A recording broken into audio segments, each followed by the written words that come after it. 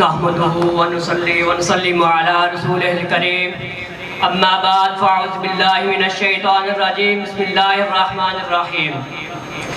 ایک ابر نو بہار فضاؤں پہ چھا گیا، ایک ابر نو بہار فضاؤں پہ چھا گیا، اسلام اس چمن کی رگوں میں سما گیا۔ میرے نہایت واجب الاحترام اساتذہ کرام، مہمان گرامی اور میرے ہمعصر ساتھیوں، السلام علیکم ورحمۃ اللہ وبرکاتہ۔ مجھے آج جس موضوع پر لب کشائی کا موقع ملا ہے وہ ہے یوم آزادی۔ قوموں کی زندگی میں بعض دن اس قدر اہمیت کے حامل ہوتے ہیں کہ ان کا تذکرہ دلوں کو ایمانی جوش و خروش سے بھرپور کر دیتا ہے۔ پاکستان کی تاریخ میں 14 اگست کا دن ایسی ہی اہمیت کا حامل ہے۔ 14 اگست محض ایک دن نہیں ہے بلکہ تحریک پاکستان کے مجاہدین کے بے مثال جذبہ قربانی کا پیغام بھی ہے۔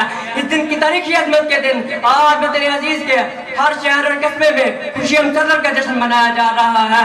اس حسین موقع پر میں آپ سب کو جشن آزادی کی مبارکباد پیش کرتے ہوئے میں غیر معمولی خوشی محسوس کر رہا ہوں۔ مبارک ہو تمہیں یہ جشن آزادی، مبارک ہو، مبارک ہو تمہیں یہ جشن آزادی، مبارک ہو، خوشی سے ہوگی ہر دل کی آبادی، مبارک ہو۔ حاضرین اکرام، یوم آزادی کا لفظ زبان سے ادا ہوتے ہی تحریک پاکستان کے بلبلا انگیز دور کی یاد تازہ ہو جاتی ہے۔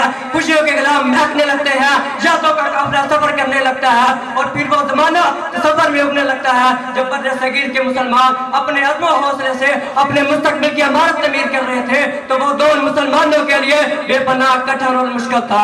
ایک طرف انگریز تھا جو یہاں ہزاروں برس حکومت کرنے کے منصوبے بنا رہا تھا، تو دوسری طرف ہندو تھا جو مسلمانوں سے اپنے سینکڑوں برس کی غلامی کا لچکانے کی سوچ رہا تھا۔ ان کے علاوہ ایسے کم اندیش مسلمان بھی تھے جو نظریہ اسلام سے منہ موڑ کر ہندو سے تعاون کر رہے تھے۔ گرد یہ کہ چاروں طرف مسلم دشمنی کی تاریخیاں چھائی ہوئی تھی۔ اس نازک دور میں قائد اعظم محمد علی جناح آزادی کے سورج کی علامت بن کر ابھرے۔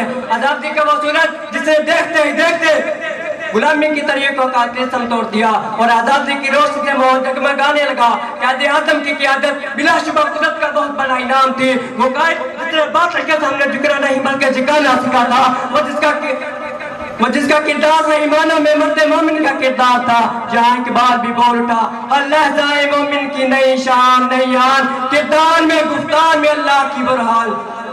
قائد اعظم نے ملت اسلامیہ کی یوں نا خدائی کی قوم نے صدیوں کا فاصلہ برسوں میں طے کر لیا اور پھر 14 اگست 1947 کو چشم فلک نے یہ ایمان افروز منظر دیکھا کہ انگریزوں کا اقتدار حرف گل کی طرح مٹ چکا تھا اور ہندو سامراج مسلم دشمنی میں ناکام ہو کر اپنے زخم چاٹ رہا تھا۔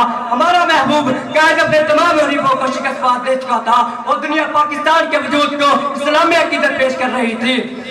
حاضرین اکرام، تحریک پاکستان کے سر اوپر دو قومی نظریہ اسلام تھی جس نے بر صغیر کے مسلمانوں کو ایک پلیٹ فارم پر جمع کر دیا تھا اور فضائے پاکستان کا مطلب کیا، لا الہ الا اللہ کے پرجوش نعروں سے گونج رہی تھی۔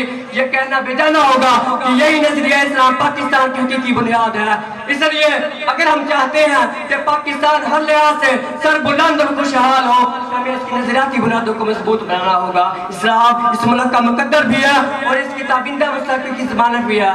اب میں آخری شعر کے ساتھ اجازت چاہتا ہوں۔ ایک ابر نو بہار فضاؤں پہ چھا گیا، اسلام اس چمن کی رگوں میں سما گیا۔